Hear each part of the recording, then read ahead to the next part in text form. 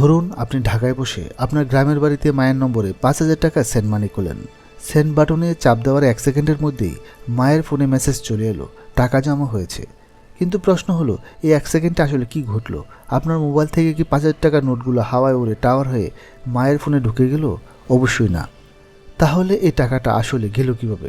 বাতাসের মাধ্যমে তো টাকা যায় না।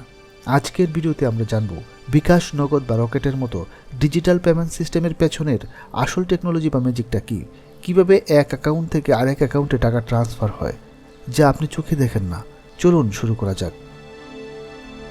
বিকাশ বা নগদের টেকনোলজি বোঝার জন্য আমাদের ফিরে যেতে হবে পুরনো দিনের মুদি দোকানের হালখাতা বা লেজার বুকের কনসেপ্টে। ধরে নিন একটি গ্রামে একটি ব্যাংক আছে। গ্রামের সবার নাম ওই ব্যাংকের লেজার খাতায় লিখিত আছে। এখন যদি আপনি আপনার বন্ধুর অ্যাকাউন্টে 100 টাকা দিতে চান, তাহলে ব্যাংক ম্যানেজার শুধু খাতায় আপনার নামের পাশে -100 টাকা লিখবেন আর বন্ধুর নামের পাশে +100 টাকা লিখে দেবেন। ব্যাস, লেনদেন হয়ে গেল। বাস্তবে কোনো টাকার নোট হাত বদল হয়নি, শুধু সংখ্যার পরিবর্তন হয়েছে। ডিজিটাল পেমেন্ট বা মোবাইল ফিনান্সিয়াল সার্ভিস ঠিক এভাবেই কাজ করে। বিকাশ বা নগদের হেড অফিসে বিশাল বিশাল সুপার কম্পিউটার বা সার্ভার আছে। এই সার্ভারগুলি হলো সে ডিজিটাল খাতা। যখন আপনি টাকা পাঠান, মূলত আপনি ওই সার্ভারে একটি মেসেজ পাঠান যে আমার ব্যালেন্স কমাও এবং প্রাপক ব্যক্তির ব্যালেন্স বাড়াও। চলুন পুরো প্রক্রিয়াটি স্টেপ বাই স্টেপ ভেঙে দেখি। ধরুন আপনি অ্যাপ থেকে 1,000 টাকা পাঠাচ্ছেন। প্রথমে আপনি আপনার নম্বর দিলেন, টাকার পরিমাণ দিলেন এবং সবশেষে আপনার গোপন পিন দিলেন। এই পিন দেওয়ার মানে আপনি ডিজিটাল সিগনেচার দিলেন, হ্যাঁ, আপনি এই অ্যাকাউন্টের মালিক।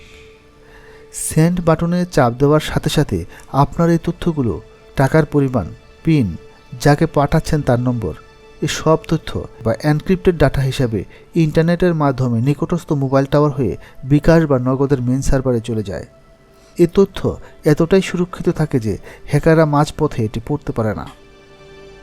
সার্ভার চোখের পলকে 3টে জিনিস চেক করে: আপনার পিন সঠিক কিনা, আপনি যাকে টাকা পাঠাচ্ছেন তার অ্যাকাউন্টটি অ্যাক্টিভ আছে কিনা, আপনার অ্যাকাউন্টে পর্যাপ্ত পরিমাণে ব্যালেন্স আছে কিনা। সব ঠিক থাকলে সার্ভার সে ডিজিটাল খাতায় এন্ট্রি করে ফেলে। আপনার অ্যাকাউন্ট থেকে 1,000 টাকা মাইনাস করে প্রাপকের অ্যাকাউন্টে 1,000 টাকা প্লাস করে দেয়। এই পুরো কাজটি করতে সময় লাগে 1 সেকেন্ডেরও কম সময়। কাজ শেষ হওয়ার সাথে সাথেই সার্ভার 2টি মেসেজ পাঠায়। একটি আপনার ফোনে, টাকা সেন্ড হয়েছে, আর আরেকটি প্রাপকের ফোনে, টাকা রিসিভ হয়েছে।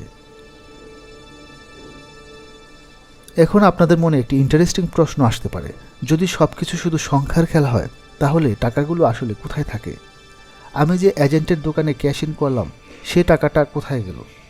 খুবই চমৎকার। আপনি যখন এজেন্টের কাছে 1,000 টাকা ক্যাশ দিয়ে আপনার ফোনে 1,000 ডিজিটাল টাকা নিয়ে নিলেন, তখন এজেন্টের অ্যাকাউন্টে জমা থাকা টাকা থেকে 1,000 টাকা আপনার অ্যাকাউন্টে ট্রান্সফার করে দিল। আসলে মোট যত ডিজিটাল টাকা মার্কেটে ঘুরছে, ঠিক সমপরিমাণে আসল টাকা বাংলাদেশ ব্যাংকের অনুমোদিত বিভিন্ন কমার্শিয়াল ব্যাংকের অ্যাকাউন্টে জমা থাকে। অর্থাৎ আপনি ফোনে যে সংখ্যাটি দেখছেন, তার বিপরীতে আসল টাকাটি কোনো না কোনো ব্যাংকের ভল্টে নিরাপদে গচ্ছিত আছে।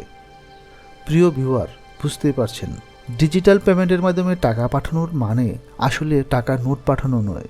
এটি হলো একটি অত্যন্ত সুরক্ষিত এবং দ্রুতগতির ডেটা বা তথ্য আদান প্রদান। এটি ব্যাংকিং ব্যবস্থাকে আমাদের হাতের মুঠোয় নিয়ে এসেছে। আজকের এই প্রযুক্তিগত ব্যাখ্যাটি আপনার কেমন লাগলো কমেন্ট করে জানাবেন। কথা হবে পরের ভিডিওতে। ভালো থাকুন, ভালো রাখুন।